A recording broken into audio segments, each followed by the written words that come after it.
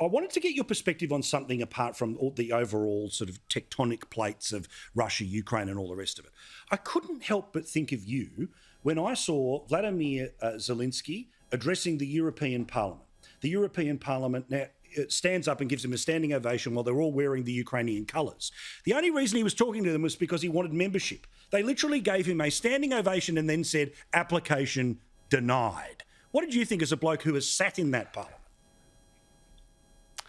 Well, the odd thing is that the European Parliament, they all stood and applauded.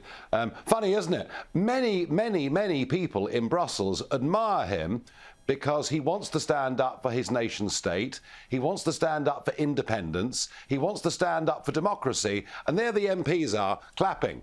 When I stood up there a few years ago and said I wanted the United Kingdom to be independent, self-governing and free, and that was inconsistent with EU membership, they all booed and shouted and wanted me kicked out of the place. So there's a lot of double standards going on here.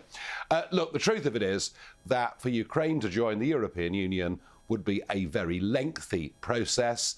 They'd have to get their laws to a level of compliance with EU laws before they'd be allowed. So it isn't going to happen in a hurry, but all of it, frankly, just shows you that the NATO and the EU, who for years have tried this expansionist policy, have made a terrible mess of things. So, Ukraine, give them a clap, but you can't quite join the club yet. And of course, because of their GDP per capita, if they did join, that would cost German, Dutch and French taxpayers a lot of money.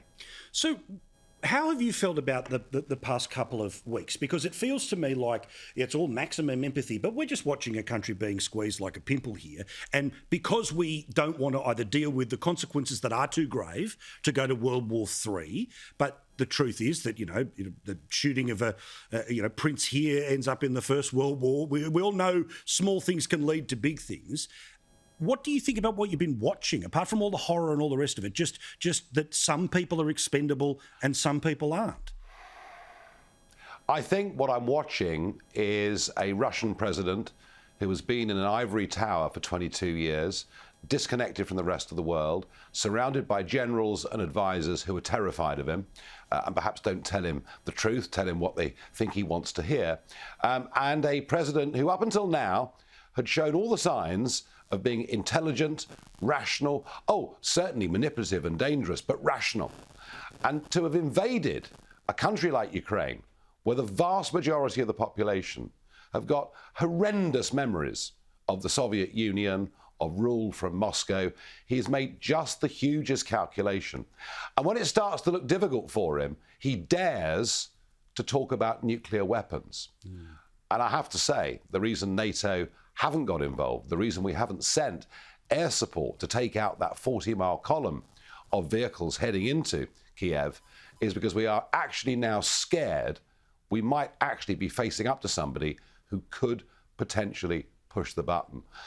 So actually, this is even graver, I think, than the Cuban Missile Crisis was 60 years ago. At some point, we have to draw a very clear red line. And the problem is that needs to come from America. It needs to come from Joe Biden, who, in his State of the Union speech, even confused Iran with the Ukraine. It was embarrassing. So we're at a very, very poor state of affairs when the American leadership in NATO, which has been so vital ever since the 40s, is missing. But at some point, we do have to say to Putin, so far and no further, or else. Final little thought on it, if I may. If Donald Trump was in the White House, none of this would have happened. What Putin has seen is the withdrawal from Afghanistan, weakness, the Germans making themselves dependent on Russian gas. He's seen these opportunities and seized them.